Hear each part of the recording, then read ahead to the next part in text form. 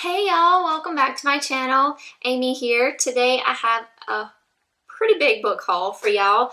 It was actually supposed to be split into two, but the footage that I had just didn't work out. So anyway, I'm just going to combine it.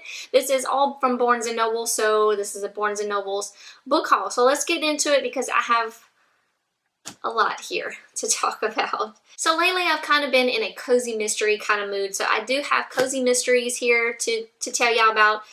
Just two though, so we'll go ahead and start with those. I'll start with this little bitty one. This is the paperback version of Dead Bath and Beyond by Lorraine Bartlett with Lori Cass. I've actually never read anything by Lori Cass. I'll have to look into that. I looked her up when I got this home, and her cozy mysteries look pretty cute. They had a cat on them, and I'm all about cozy mysteries with cats on the cover. All about it. But this one is a Victoria Square mystery. I've been reading this one for a couple years now. I started off full speed with the first three, and then I was waiting for this one to come out, and then I started getting into other genres, and you know how that goes. You just gotta, I'm very much a mood reader. Sometimes, yeah, I gotta kind of be in the mood for stuff, but then sometimes I'm just like, I really want to read this book even though I may not be in the mood for that particular type of book. But yeah, so it's been a while since I've got into cozy mysteries, so I've really been back into them a lot lately. So yeah, I picked this one up when I went the other day. The Victoria Square Mysteries is about a young woman that leaves her job to go to manage this little village square shopping center. It's like I think her store is like an antique type store. I want to say it sounds like it's sort of like a flea market type thing because she has vendors come in, that sort of thing. I believe it was either her uncle's store or what's happening here. I'm not sure. It was a family member store. So she left her previous job to go manage this store. In this particular little novel, she runs into her former boss, Josh, while her and her guy friend, they're not considered boyfriend and girlfriend. At least I don't think so yet, as in far as like from remembering the last couple novels. But anyway, they're good friends, and they go out on the lake one day and they run into her former boss, Josh. And they have words with each other because it wasn't a very good split from what I remember. And then later on, they find him, Josh, dead at a bed and breakfast. Yeah, he ends up being what they think drowned in the tub at the bed and breakfast. But when they come to find out, it is not regular like tap water that are in his lungs, it's lake water. So that leads us back to Katie, which is our main character in this little series, and she has to clear her name and figure out who did it. So I'm anxious to get into this one. I really enjoyed the other ones in the past, so hopefully that one will be a good one for me. Next in the cozy mysteries is Poison Pages by Lorna Barrett. She's actually the same author. She has alter egos. So she's Lorraine Bartlett in some of her series, and then she's Lorna Barrett in this little series. So this one is the Booktown Mystery. So this is number 12, I believe. Yes, this is number 12 in the Booktown Mysteries. This is actually like one of my favorite after Charlaine Harris's Aurora Teagarden mysteries. Absolutely love those. So after that, these are one of my favorite cozy mystery books to read. Like I said, this is number 12. I've absolutely enjoyed all of them except for maybe one. Trisha, who is our main character, and her sister Angelica went on a cruise, and so it was based on that, but it just wasn't. It didn't grab me. I mean, I read it and I enjoyed reading it or whatever, but it just didn't grab me. But all the other ones I've really enjoyed. So I'm looking forward to this one. This one, from what it sounds like, Trisha has, she moved to this little village to open up her own little bookstore called Haven't Got a Clue. and she lives above the bookstore in like a little loft. This is based in a little town called Stoneham, and like I was saying, she has a little bookstore, and her house is above, or her apartment is above the bookstore, and it was going through some renovations for like the last 2 books, I believe.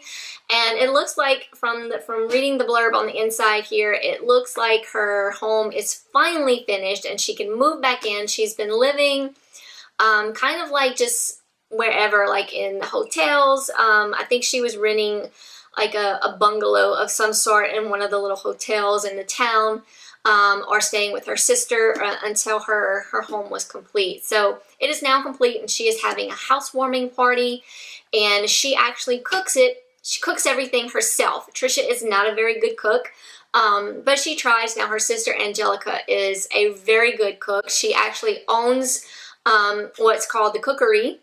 The Cookery is called Book for Lunch Cafe. She also is like half owner of Sheer Comfort Inn, and she has also an alter ego. So I'll just leave that right there in case y'all want to read the book, because that's kind of a little mystery in itself. Angelica has like a little secret. So it's a really cute little fun little cozy mystery to read. I highly recommend, if you're into cozy mysteries, I highly recommend looking into this one. This is the Booktown Mysteries. So anyway, like I was saying, so she cooked for her own little housewarming party, and someone ends up being poisoned. So of course, she's the suspect, the first suspect, because she's the one that did the cooking. It's her housewarming party. So now she has to, of course, clear her name and find out who done it. I love cozy mysteries. Next up, I have a young adult. This is A Curse So Dark and Lonely by Bridget Camara. I'm so bad with names, y'all. I'm so bad. I apologize. But this is such a highly rated book and highly talked about, and so I'm really anxious to see how I feel about it, because I've been known to not really like what everybody else likes. I don't know what it is when it comes to books, movies, music. I'm known to just like other stuff that other people just don't like. I mean, sometimes I do like, you know, what other people do like. But anyway, this is a retelling of Beauty and the Beast. Now, I've read some retellings before that I have liked. I actually do have another retelling of Beauty and the Beast. I actually don't know if I'm ever going to get to it. Why I bought it, I don't know. I think it was just because the cover drew me in. And Beauty and the Beast is actually my absolute favorite Disney movie. So that's probably what drew me in as well.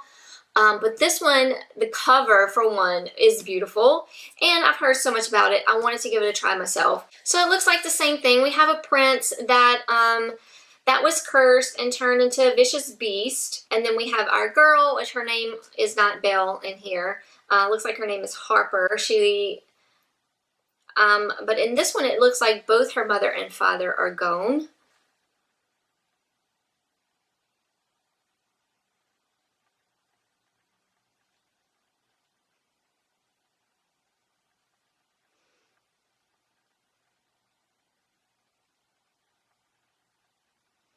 So I'll just read this part of it. It says, "Nothing has ever been easy for Harper. With her father long gone, her mother dying, and her brother underestimating her because of her cerebral palsy, Harper learned to be tough enough to survive. When she tries to save a stranger on the streets of Washington, D.C., she's pulled into a magical world."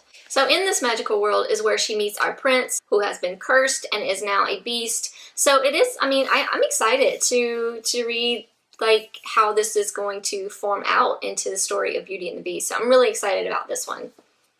Next up, we have The Disasters by PC Cass and Kristen Cass. This is a young adult, sort of like a, I don't know if sci-fi or more paranormal. I think more maybe paranormal. PC Cass and Kristen Cass wrote the House of Night series, which is about a vampire finishing school. I fell in love with the series. Of course, it was out in that time where vampires was just the thing. You know, we had Twilight, we had House of Night, we had Vampire Diaries. It was just the thing.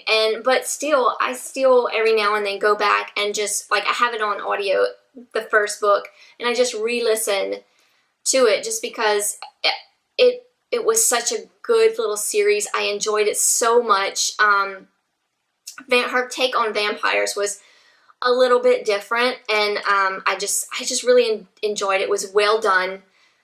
Not cheesy at all. I highly recommend it if you're into vampires and you're looking for something new. The House of Night series is so good.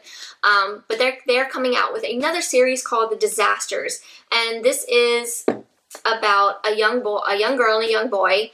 I think they were genetically manipulated at birth. Yes, I had to go back and check it out, that they were genetically manipulated before birth when they were born to bind them with the elements of the earth. So they have like control over like the weather. So if they're not careful with their emotions, they can cause windstorms or tornadoes or hurricanes.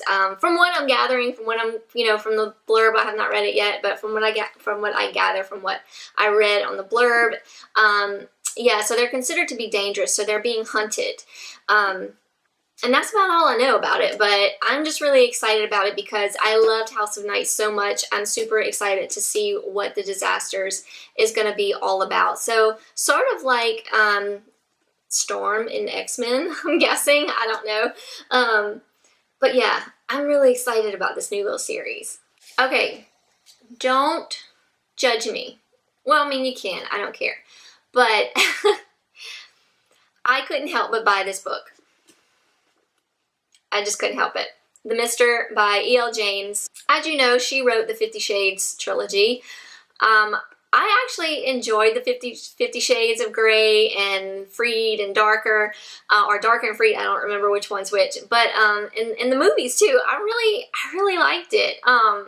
It was kind of cheesy in its own little way, but it was, I don't know what it was. I was so in love with Twilight that having like this different version of Edward and Bella just really excited me, and because I loved it so much. Now when I look back now and re-listen or reread Twilight, I get so annoyed by Bella. It's not even funny, and yes, my cat is named after Bella. But that's how much I loved it. But yeah, now I can see how cheesy it could be, or whatever. And like I said, I get so annoyed with Bella if I go back and re-listen or reread. But it's still one of my favorite. I'm sorry, I can't help it. So I had to see what E.L. James put out with the Mistress, or with the Mister. I can't wait to see what this is all about. So it takes place in London. So it seems like it has almost like the same sort of plot to it, I guess. So he's like, he has good looks, he has money, he's attracted to like unexpected girls. A young woman who recently arrived in England, owning little more than a dangerous and troublesome past. Beautiful and musically gifted, she's an alluring mystery, and he's just falling for her, and he wants, he's got to have her kind of thing. So almost on the same kind of level, but I'm anxious to see how different this is going to be. I'll let y'all know. If anybody else is reading that or has read it already, please let me know in the comments, and just let me know what you thought, if you liked it at all. I'm still going to read it whether you didn't or did. Next up, I have two mysteries or psychological thrillers. I guess it's more of what they are, which is sort of my go-to these days. I don't know what it is about a good psychological thriller and a good twist at the end. It just makes me really happy. So first up, we have I Know Who You Are, a novel by Alice Feeney. I picked this up because the main character's name is Amy, and she spelled it just like mine. That's part of why I picked it up. Why I picked it up when I read the little blurb on the inside, although I thought the cover was just beautiful. But it does sound really good. So Amy Sinclair is our main character, and she is a from what I gather, maybe a former actress, or maybe still is an actress. I think former actress is what she is. Nobody really remembers her except for one person, and this person also knows what she's done. So Amy discovers her husband is dead when she returns home, and she doesn't know how to act about it or what's going on, and police become suspicious of her. She's also holding back a secret, seems to be like a secret of her past, as she's struggling to keep her career afloat and her secret kept inside, things start coming back and kind of haunting her, things like that. So it sounded really good. And last but definitely not least, I have been wanting to pick this up. This is another one in the psychological thriller world that has been highly rated and highly recommended. So I'm anxious to see. Now, it does sound really good. Although a lot of people say they don't like the cover drew me in. It really did.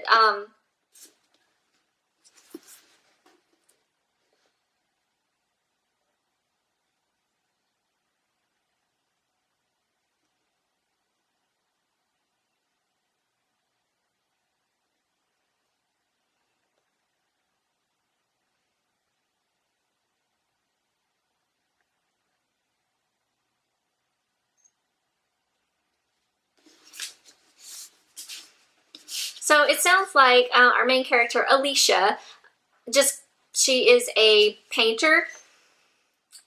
Yes, she's a famous painter, and she's married to a famous photographer, and one day she just comes home and shoots her husband. I don't know why. I guess I'm hoping we'll find out.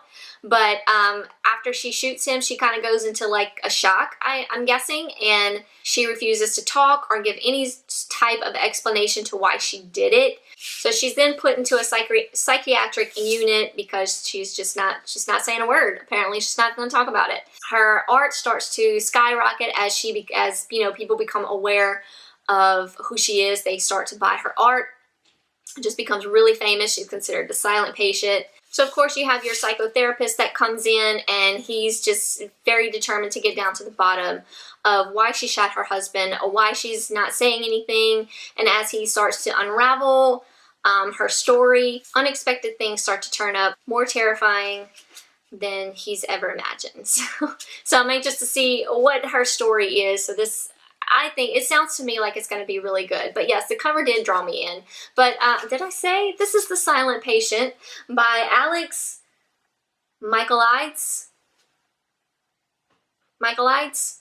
I'm so bad with author names. I'm terrible. But very popular book right now, so I'm anxious to see what my thoughts are going to be on this. So that's it, y'all. That's all I have for y'all today. Let me know if you have read any of these books at all, and just your brief kind of thoughts. Don't tell me anything about the books, of course. I want to find out on my own, but just let me know if you liked it, what you thought about it, or if you haven't read any of these, tell me what you're reading, or if there's anything you would like me to read. Let me know down below in the comments. Come follow me on all my social medias. I'm always on Instagram, and I try to rate and review everything I read on Goodreads, so all that'll be listed down below. And yeah, thank y'all so much for watching and sticking around and listening to me ramble about what I bought at Barnes & Noble's. So if you liked this video, if you like me, you want to see more of my videos, subscribe to my channel, click that like button. Again, thank y'all so much for watching. Hope you enjoyed it. I will see y'all in my next video. Bye, y'all.